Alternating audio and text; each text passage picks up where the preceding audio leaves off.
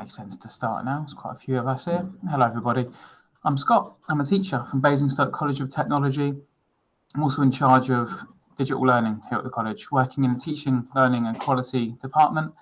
And in this session today, I'm going to be focusing on three things. Digital strategy.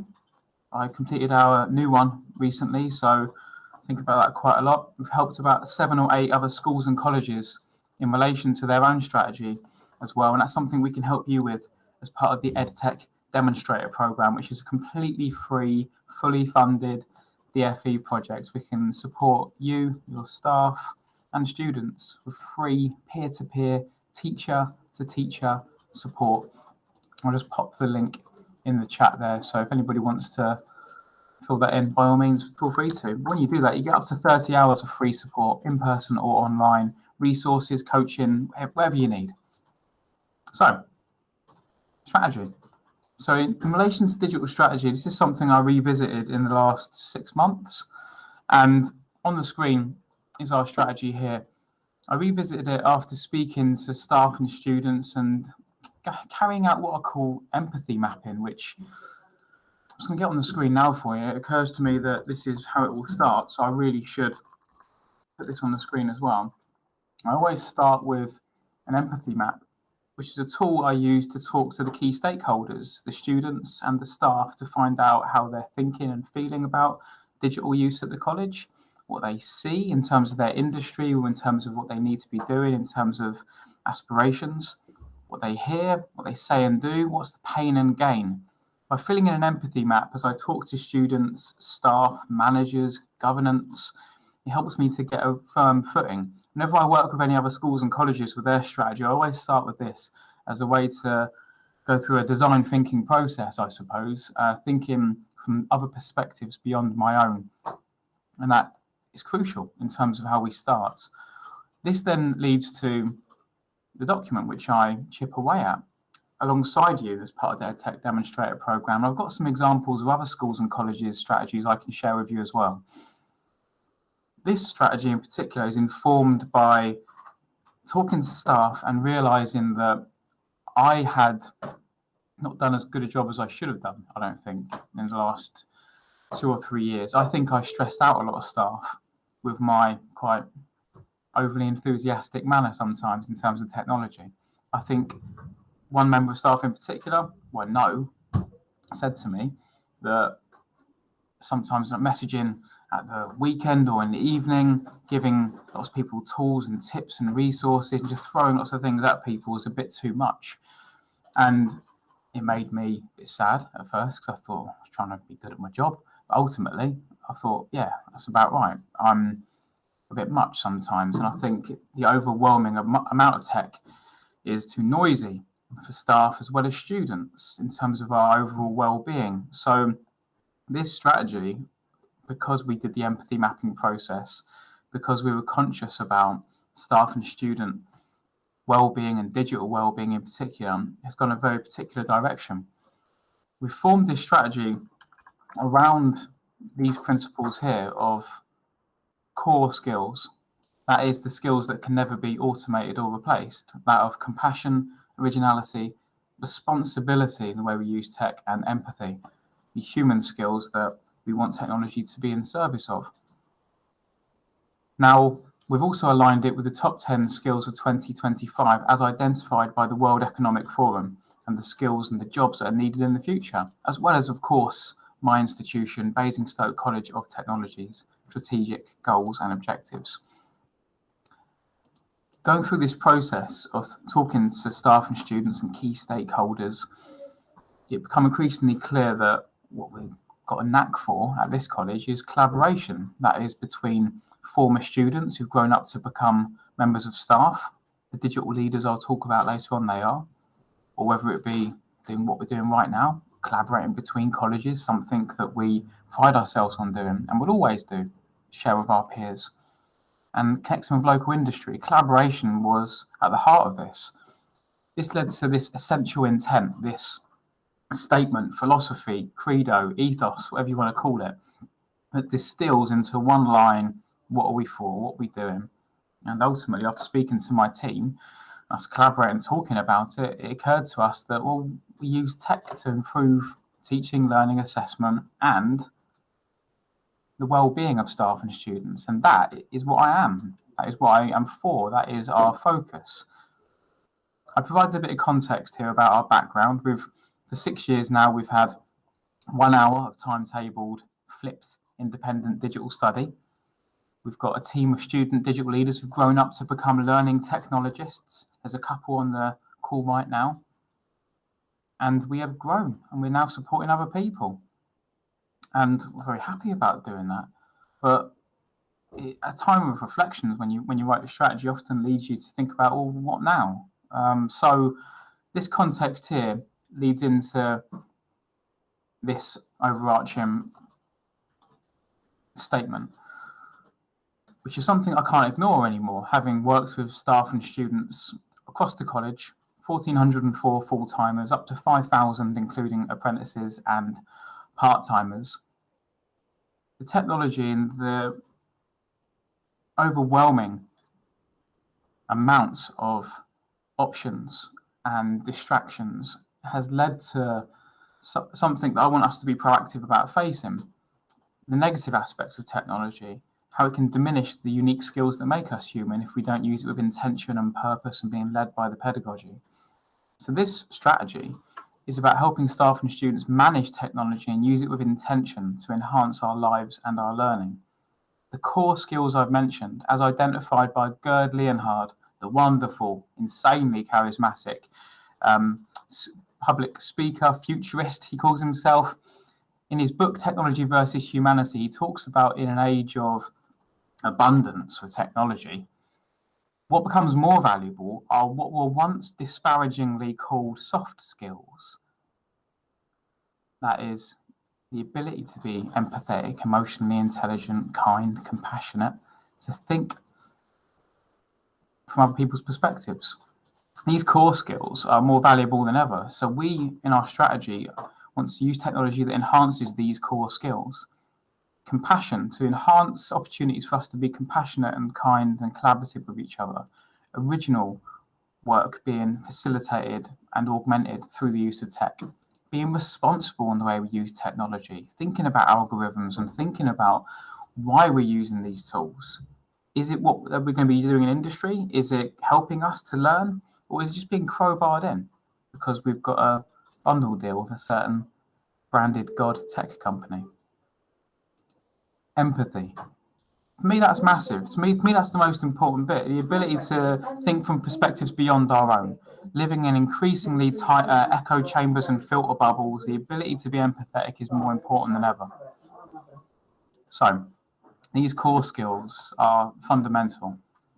Now, these graphics we've put in here outline what Gerd Leonhard talks about in terms of these human skills that can never be automated or replaced. The fact that we need to value the human aspects of what we do as educators and use tech to enhance that, and that way around, mind. That is at the heart of what we are going for in our strategy. Anything that can be digitized or automated will be, says Gerd Leonhard, but anything that cannot will become much more valuable. And that's those human core skills that cannot be automated. Okay, lovely.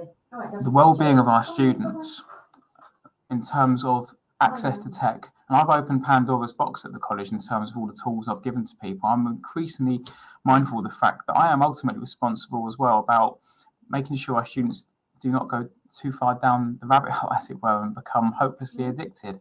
I encourage use of social media, live Twitter debates, streaming in my lessons. I'm still a teacher every Monday. But I need to show people how to use those tools rather than have those tools use them. I have to role model that because it can be too much. And I need to proactively show people how to use these tools well. And it's our responsibility to do that as educators. We can't shirk it and just roll our eyes.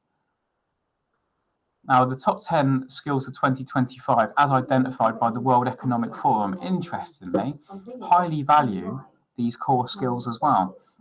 That is the human skills of problem solving, active learning, critical thinking, thinking deeply about things, analysing, being original, showing initiative. The World Economic Forum identified these as the skills that are most attractive to these employers of the future. Yeah, no. Monitoring and being responsible in the way we control technology. Being resilient, flexible, adaptive. Yeah. Now, as a college, and I'm sure you as a school or college have your own strategic objectives as well. These are ours. So it's important that these core skills that we want to put at the heart of our strategy align not only with the World Economic Forum's top 10 skills of the future, but also our strategic goals. What our governors have stated is the direction we're going in to serve our community. Digital skills at the very top there. As you can see, these other elements as well, focusing on T-levels, sustainable futures, higher level provision in Basingstoke, where I'm talking to you from today, and putting employers and business at the heart of what we do. Bringing these together is what I tasked myself with doing as part of this strategy. And this is something, again, for those of you who just joined us, in terms of your strategy, as part of the EdTech demonstrator program, I'm here to help. We've worked with 6 or 7 schools and colleges to create their digital strategy for the next 5 years. And we're keen to help other people do that in alignment with what your community, your school's goals are, and what industry needs, and the direction you need to direct your staff and students towards. Ours is all about digital well-being and core human skills. So, for example, you can see under our goals here, which are measurable, quantifiable, as well as being qualitative. In each column, I've got each of these categories. The core skills that Gerd Leonard outlines. So under compassion, I've got the World Economic Forum skills, and I've managed to break down the 10 World Economic Forum skills into this category. And then the BCoT strategic goals. So it aligns not only with the college vision, but the World Economic Forum's vision and what we've identified as the core skills that will be our central sort of guiding light. If we look at the first one, so in terms of digital wellbeing sessions to be delivered to full-time students in induction and throughout the year. By the end of this year, 80% of students would have had these wellbeing sessions. And on my screen here, and I'll share this with you as well, we've got this site here that we've created. It was completed by 1,404 students, this self-marking module, whereby students, guided by our principal Anthony Bravo, went through and explored how technology can be used to enhance our careers. We've got another webinar coming up on this, so I won't delve too deep, but focusing on the positives of digital, but being mindful about the addictive nature of it and how we can manage that. This is a self-marking module that gives instant feedback to students, and it's available for free as part of the EdTech demonstrator program. So please sign up if you want to have a look at that. We can make you your own copy for your school or college with your branding on as well. Little teaser there, but there'll be another session and webinar on digital wellbeing. All our full-time learners have completed that. So we've exceeded the 80% so far, but we've got other sessions coming up about habit tracking, about using your time effectively, about sex education as well, and digital well-being in relation to this, using technology mindfully, not being too addicted, not tapping away for no good reason. We are being very conscious about confronting this issue, staff and students, by the way. So these objectives here, the second one in particular, in relation to coaching, which I'll talk about shortly, states that under the category of compassion, World Economic Forum skills of critical thinking and analysing what we do, we're going to have tech coaching relationships with each member of staff.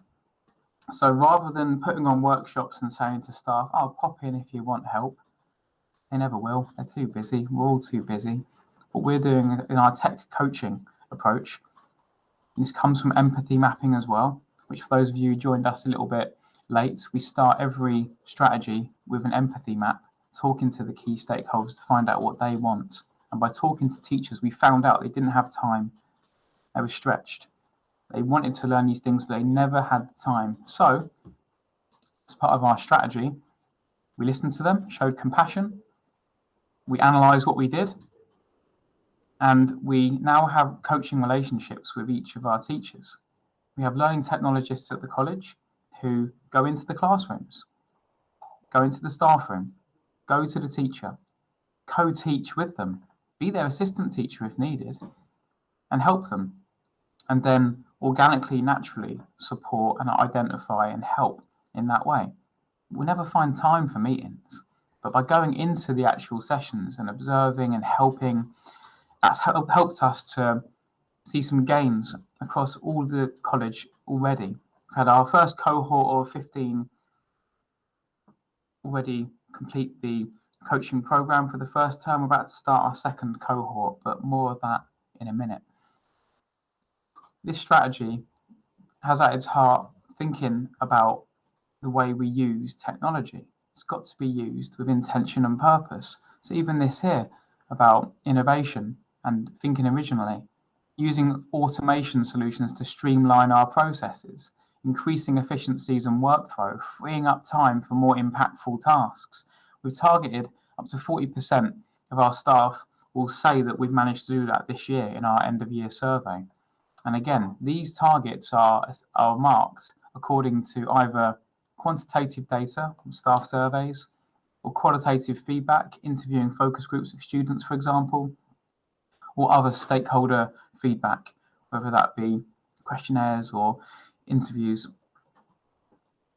This template, or rather this strategy, is available. If you would like a copy, please get in touch with us. And we're happy to help you with yours as well, so we can help you to build your strategy. We've had nice things said about this strategy. It's been very pleasant to have nice things said. Ultimately, I think if it's gone down well, it's because of this aspect here and talking to the key stakeholders and having skin in the game from all aspects of the college, from students through to governance. We're all committed to this now. Our principal walks the walk. He records videos for us each week, checking in on us all. He tells us no emails after 5 p.m. He makes sure that we're all looking after each other. That role modeling of that positive digital well-being, of how to schedule, send your email, or how to adjust your settings to make sure you don't get too many pings from the different tools that we use here at the college. This is crucial in terms of the overall digital well-being of staff as well as students. So these categories here are all in alignment with the overarching core skills digital wellbeing approach that we have committed to fully. We are fully in. This is the way we're going for the next 5 years. The digital wellbeing of all staff and students is at the heart of what we do. I'm going to stop there for any questions before I move on to tech coaching, because I appreciate I threw quite a lot at you then, didn't I? Let's have a little look. Any questions still? Feel free. I'll look at the comments while you guys are having a little look there. Mark, you say it transcends beyond a regular digital strategy, which I suppose focuses on how tech is used in education. Yeah, I suppose so, mate. It's they're still in there as well, but I suppose because we're further down the line in terms of how we've used tech for 6 years across all curriculum areas, we've now had to think about what happens next, and as well as tech in the classroom, the pragmatic day-to-day, thinking about the long-term implications of tech on us. Too much access to what Bo Burnham so wonderfully identifies as anything and everything all of the time. It's a bit much. We've got the original strategy we did 5 years ago as well available to share if anybody would like to see that. So many questions. I'm glad to hear there's so many questions. I'm happy to follow up with any of you in one-to-ones as well, to talk it through as well. Happy to share the document with you as well. Beth, absolutely happy to do that. Thank you. So what I'll do right now is I'll talk about tech coaching, which is a central part of our digital well-being focus and our strategy. So tech coaching is something that we pride ourselves on doing at the college in relation to the support of all staff. Originally, it was just going to be teaching staff, but organically it seems to be corporate staff as well, streamlining their workflow. For example, I was talking to the exams team just a minute ago about their use of online spreadsheets to work when some of them are at home and some of them are here, and they're seeing quite nice gains already, which is quite good. The idea of tech coaching is that we work one-to-one with our teachers. but also corporate staff, as I quickly realised. So I need to change this slide really. To tackle challenges with tech-based strategies. Research from the States in particular, and in Singapore and South Korea, about the one-to-one coaching model was pretty undeniable.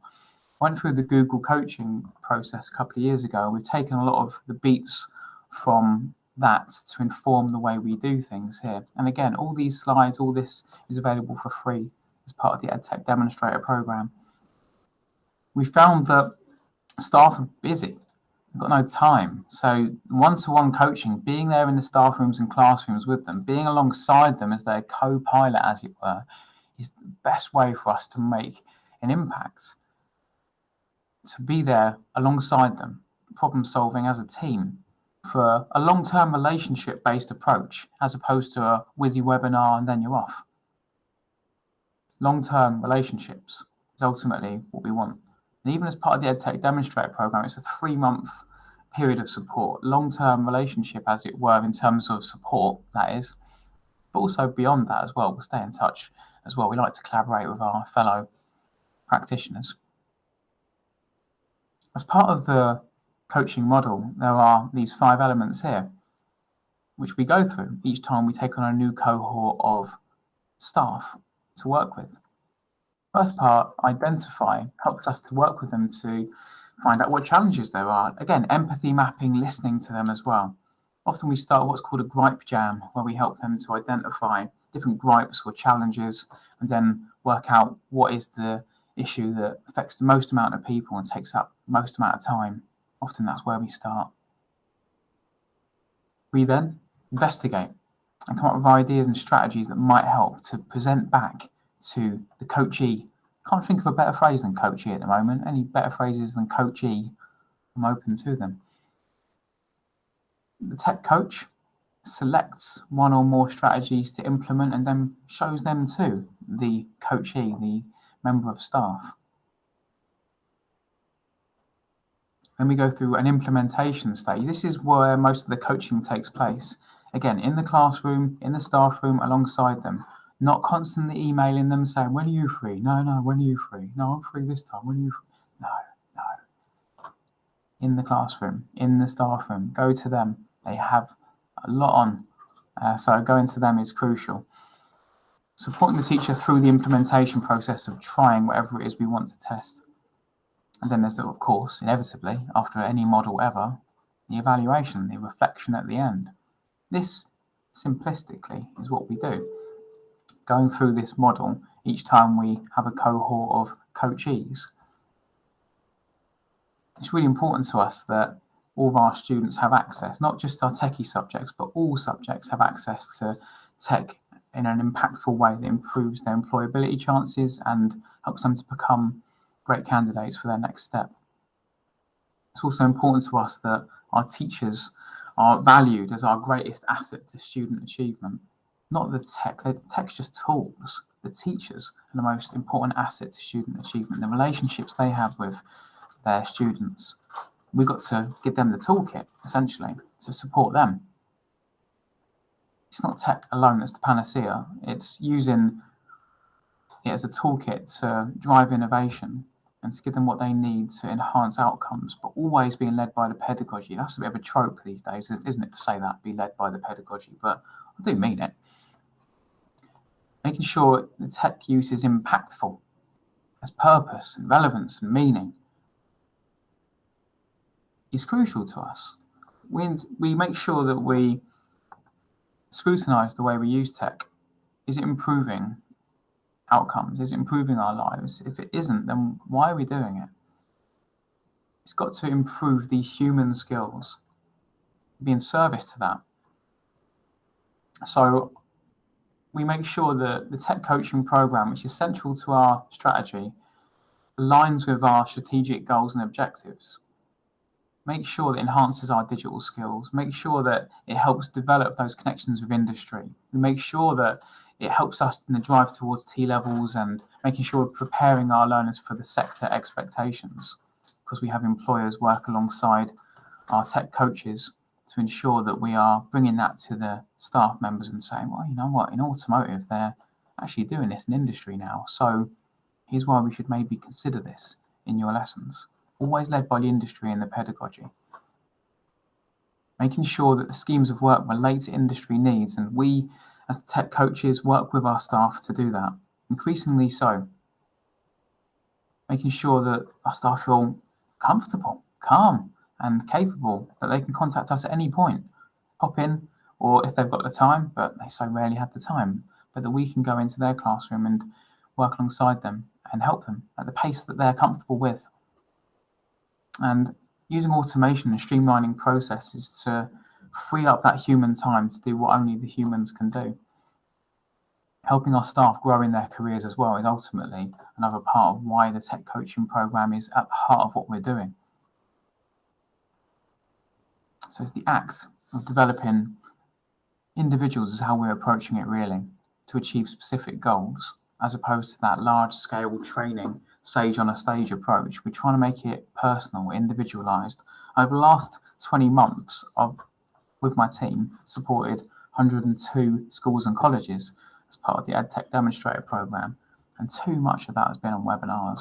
This is lovely, don't get me wrong, I love webinars as a starting point, but what's the best bit is the bit that follows, the one-to-ones, the coaching, the relationship building, the long-term bits where the work gets done, achieving specific goals. So coaching's at the heart of that for us, to overcome challenges that are bespoke and personalized to that group, that teacher, that cohort. It's for everyone. It's not punitive. It's not punishment. It's not something that you get told to do because your observation wasn't good enough, or because you perhaps are new, or perhaps aren't showing good use of tech. It's for everyone. So, for example, Jay, my apprentice, he is going to be coaching me at some point this year on how to use some live streaming tools. I'm the head of digital learning, but I still want to get better. Ultimately, that's what we all should be trying to do, isn't it? Get better. It's relationship-based, personalised, bespoke, customised to what the individual needs. It's long-term, more to the point. That's really important, long-term. I want my coaches working, sharing biscuits and tea with their coaches, talking about things, long-term relationships to get to the nitty-gritty of what they need to focus on. The tech coaching we provide for all staff at the college is not evaluative, not judging them. It's not remedial. It's not a punishment. It's not us just going in to unplug things and put them back in and provide tech support either. And it's not us just training and talking at people and leaving them to it. It's private between the tech coach and the member of staff. So we actually anonymise the coachees and give them acronyms. So I'm Scott Hayden, so SH6 is my latest coachee. The reason we anonymise it is that that data should not be used to be used against any member of staff. It's for us to show at the beginning and end of the coaching program the progress made for each individual. We anonymise and make sacred the private relationship between the tech coach and the member of staff. All that matters is the progress. It's a safe space for the member of staff to be open and to build a relationship with the tech coach and to share how we can improve things.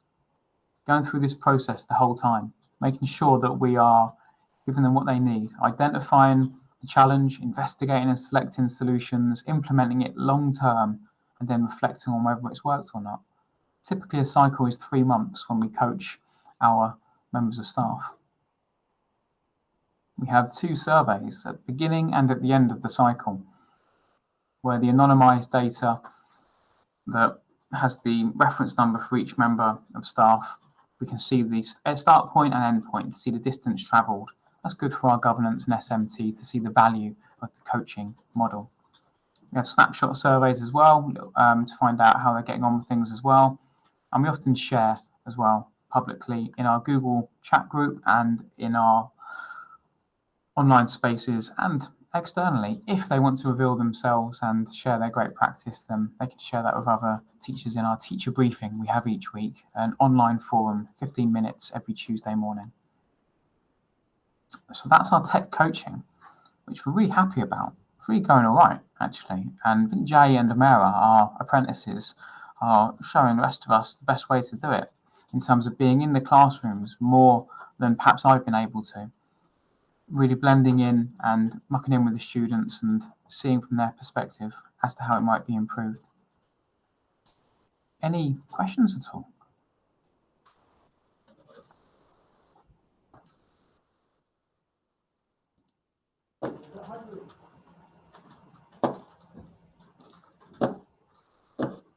It's okay if not, I'll keep going. No problem. I'll get the hint. Hello, Holly. I've just got 2 questions in the chat, Scott, come up. Oh, lovely.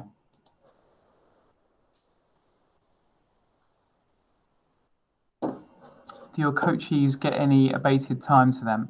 Any time abated to them? No, Mark, we don't actually. That's something we spoke about at the beginning. So what we have with our coaching program is a buy-in from governance and SMT that this is the model we are following. And every member of staff will go through some sort of coaching relationship at some point, if not this year, then next. Aiming for about, I think it was 60-70% of our staff in year 1 and up to 80-85 in year 2 percentage of staff having a coaching relationship. Because there is no imposition on the staff's time, we're going to be in the classroom with them. We're going to be demonstrating it in the class, working alongside them as an assistant teacher, helping to source solutions and bring them to the teacher in their staff room and classroom. We're trying not to take away any time from the teacher. So we haven't had any pushback on that in terms of it being taken away their precious time. The purpose of the model is to make sure that we are there for them on demand in their classroom, taking away the need for them to have a separate time to do that. Hopefully that answers your question, Mark, but I'm very keen to follow up with you and talk about that in more detail as well. Got this Google site as well, which outlines all the materials we use in the coaching program, all the forms we use to track the progress. The gripe jam model will be used to identify issues with the members of staff we're working with and how we use their time, and other templates that we use to help them identify the issue they want to try and solve. This is available for you as well to have a little look at. So it outlines the coaching program and there's an onboarding pack there for our staff as well to see how we're going to be helping them if they want to delve deeper into it. Many of them don't want to look at the admin behind it. The whole purpose of the program is to take away admin, to take away things for them to have to do and log. Even the survey at the start and end, we fill that in with them, talking to them with an iPad, answering the questions for them and ticking the boxes. There's another question there, Holly. If you could direct me to it, that would be much appreciated. I think it was from a college website asking what the specific goals were. Specific goals? Oh, that's dependent entirely on the individual, Jed. So that comes from the member of staff. So, for example, in travel, Jay works with Sue, and her specific goals that she wanted to achieve were to streamline her marking. She's finding that she was marking too much into the evenings and weekends. So we started to use Moat for voice feedback and screencasting of her assignment brief walkthroughs. Her specific goal of streamlining her marking was improved by the coaching of how to use these tools. Another coachee recently has wanted to improve their use of virtual reality to improve descriptive language in English lessons. So bringing VR to the lessons, setting it up and working alongside the teacher to use that. Teachers scaffolding the activities, but us helping the students to use that. Has helped them to enhance the descriptive language and ability to articulate in ESOL English lessons and also in our functional skills English lessons as well. So using VR to enhance that aspect of their approach was their specific goal. Hopefully that answers your question. Richard, it's individual primarily, but as Holly says, it can be a bit of both, but individually really. So in the coaching, we like to think of as being one-to-one. Training tends to be more for the entire faculty or team. but it's like herding stray cats, isn't it? Particularly this time of year, getting an entire team together. So we tried to work individually to start with. Okay, now the last thing I want to talk to you about, because we've spoken about strategy, which for those of you who joined us late is available completely for free as part of the EdTech demonstrator program. We can share our strategy with you and help you to create your own strategy at your organization. We looked at tech coaching as well, and how we use tech coaching to provide one-to-one personalized support to solve specific problems, as it were, for members of staff at the college, and going to them, being in their staff room or classroom with them. What underpins all of this, though, is something that we did a while back, 6 years ago. So I've got this slide here to illustrate, I suppose. In 2016, well, I am a teacher now still, but in 2016 I was a full-time teacher, and we found that we were not having the impact with digital in a way that we would have liked, let's say. The college, to be quite candid with you, would ask me to go up on stage on inset days and to show things that I'd done in my classroom, because I was told I was doing blended learning, using YouTube, live streaming, Twitter and things like this. So I come from the media industry, so I just used what we did in media. I just transposed that to education. It was seen as quite novel. But I did that on inset days and showed other staff, and didn't really go down too well. People thought it was just techie man doing techie things. And I was out.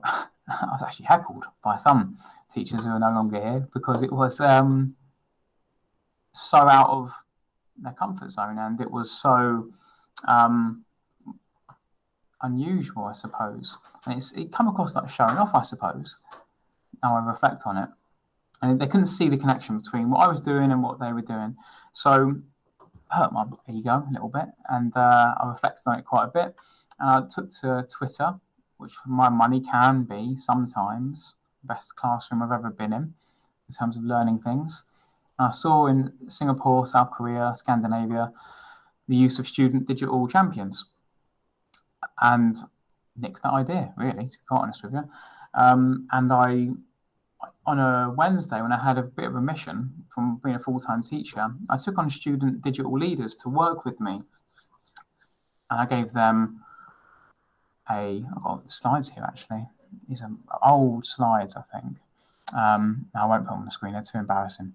I created some opportunities for the students to work with me, giving them work experience hours and giving them an opportunity to get a nice reference saying that they had worked with teachers to help them with technology. And I gave them a free lunch early on as well. And we gave them an office space to work in. And these students worked with me to research and discover new ways of using technology.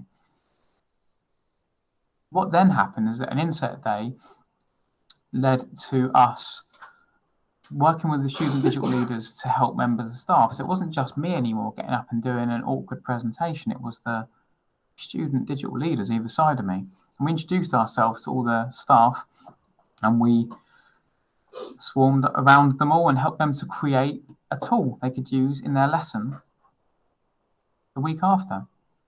That 2 or 3 hour inset day changed everything for us, because it was no longer just about the media teacher trying to make things like his lessons, which I think is how people saw it initially. It was about students showing the way they learn to teachers, and their infectious enthusiasm, and again, their compassion, kindness, patience melted the hearts of a lot of our staff.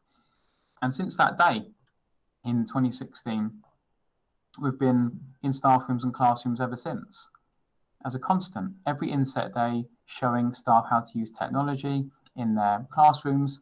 And some of those student digital leaders have grown up to become the people who are on this Google Meet right now. Holly, who's messaging you, was a student digital leader. She was so good that we employed her, first as a learning facilitator looking after our independent study zones, and now as a learning technologist who's designed learning spaces and has been integral to everything I've shared with you today. A student has grown and developed into an integral member of staff. And we're very proud of that. That process of encouraging and nurturing the talent that we have, and no doubt you have as well at your institution, student digital leaders. And it's not necessarily the techie people who can build computers and are almost a bit too intense for other people like non-techies to learn from. It's the kind, compassionate, patient, sweet-natured folk like Holly Hunt who, with the right amount of nurturing and support, can and has grown into the person that she is today. That team that we have now is based around student digital leaders who've grown up to become this digital team that we have, and we now have the capacity to train others and help others in relation to this. Chances are you've got those prefect characters, those ambassadors, as it were, those people who are maybe even studying customer service related subjects, who are calm and patient and gentle and sweet and can help members of staff. It's not just the techie people. It might not even be the techie students who are best as student digital leaders. It's those that are calm and kind, who are willing to figure something out alongside the staff members. That's the most important thing. To me, absolutely it is. So when the student digital leaders are identified by us, I've got this little job specification I give to them with their main duties to really formalise it, to make it clear to them what their responsibilities would be. Investigating, researching, testing, who they report to, what skills are needed. And I get them to sign a little contract as well, just to formalise it about what they are signing up to in terms of our team, in terms of access to our resources, just to make sure that they are professionalised, as it were, in terms of what they're doing, because they're going to be working with a lot of staff and students who are sometimes quite vulnerable and worried, and making sure that they are keenly aware of the responsibility we have to help people at a pace that is familiar to them. That's really crucial to us. So we provide this for our student digital leaders, and we've got group chats as well. I want to share more with you, but I appreciate GDPR issues. It might not be appropriate for me to show the group chats we've had today, which was quite nice with the student digital leaders talking about different things we're going to be working on in relation to digital wellbeing. We have a group chat which runs all year where I stay in touch with the guys and they come and meet with me, and they often meet up with teachers and become assistant teachers of sorts in the classrooms as well. And hopefully a few of those student digital leaders will grow up to become part of the next iteration of our team as it continues to grow and evolve. So at the moment we have myself, I'm a teacher 1 day a week, but I'm in charge of digital learning. We have our learning facilitators who are once called librarians, who look after our flipped learning areas. And we have our learning technologists. These were once student digital leaders who've grown up to become learning technologists, 2 of whom are apprentices. Jay and Amara, I think Amara's on this call right now, are studying an apprenticeship at the moment, a digital champion apprenticeship to become a learning technologist. We're very proud of working with the standard we are collaborating with at the moment. They're doing really good work. But each year, the foundation stone is those student digital leaders. So ultimately, they will grow up to become, like Bradley, a learning facilitator, or, dare I say it, another Holly.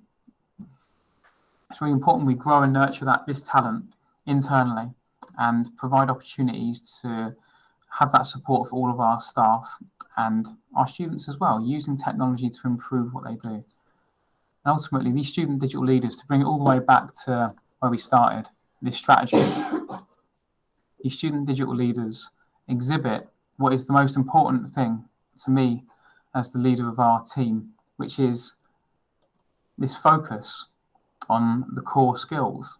That is the ability to use technology that improves our lives, but protects and enhances the human skills. That is compassion, originality, responsibility, and empathy. Tech that is in service to these human skills and actually enhances what we do. Now, I don't normally talk for long periods uninterrupted these days because we have so many flipped activities we do, and I don't teach that much.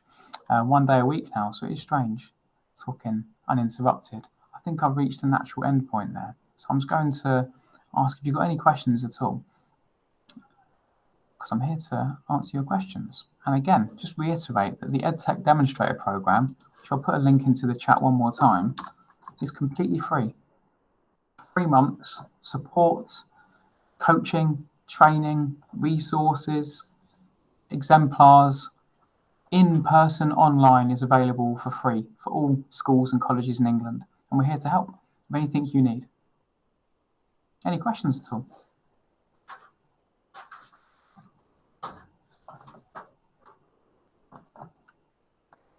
Thank you, my friend. Hi, Lisa. Hi, I don't have a question. I just need to shoot off to go and teach. I just wanted to say thank you very much. It's really, really useful and eye-opening and kind of a little bit depressing as well. Why is it depressing, Lisa? Well, just, I feel like it's such a long way to go. But I think there's things that we're doing that you've probably suggested, but not necessarily looking at it from a really, that fine focus point from a digital point of view. It's more generic, it's more teaching and learning. But this, I feel, is what we really need to do. So it's really, really eye-opening for me to hear that. So thank you. And I'm sure we'll be in touch. Please do. I'd love to catch up with you and follow up in a more in-depth chat and carry on what you've just said, because that sounds like the start of an interesting conversation. Yeah, absolutely. Thanks ever so much. You're more than welcome. Take it easy. Bye. If you guys haven't got any other questions, by all means, feel free to go back to whatever you were doing. I'm here to help if you need anything at all, though. Okay, thank you for coming along.